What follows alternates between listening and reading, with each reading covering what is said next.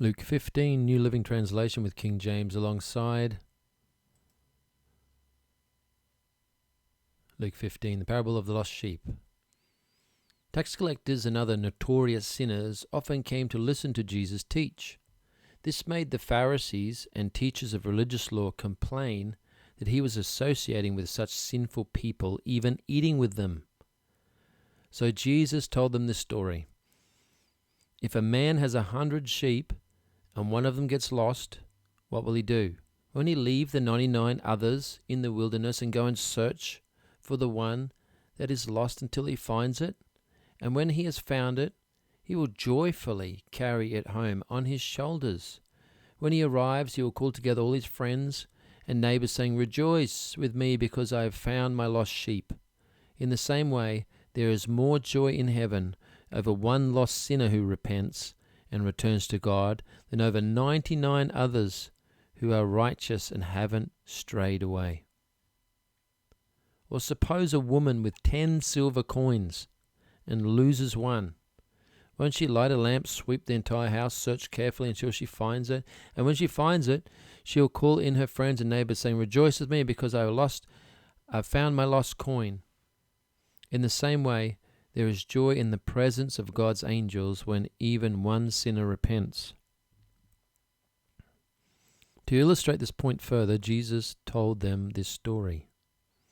A man had 2 sons. The youngest son told his father, "I want my share of your estate now before you die."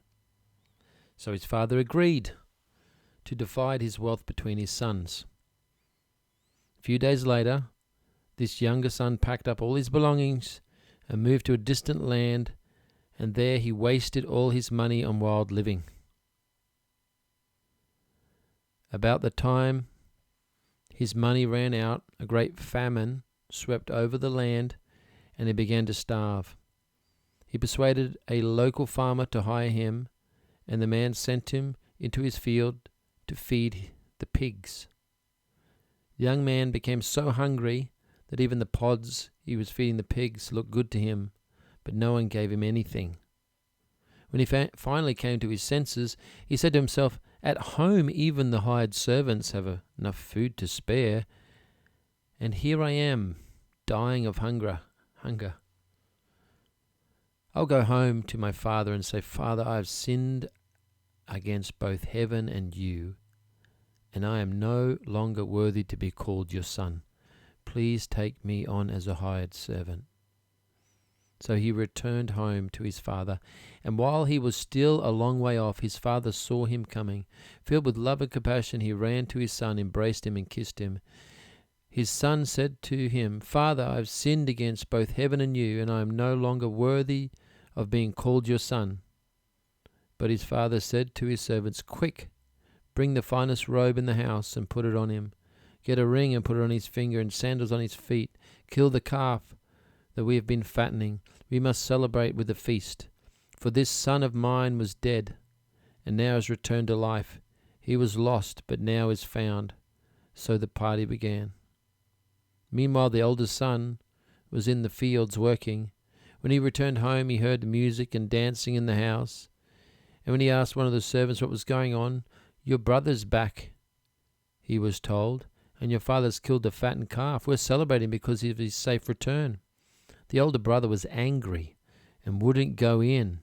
His father came out and begged him, but he replied, "All these years I've slaved for you, never once refused to do a single thing you told me to do. And in all that time you never gave me even one young goat for a feast with my friends. Yet when this son of yours comes back after squandering your money on prostitutes, you celebrate by killing the fattened calf."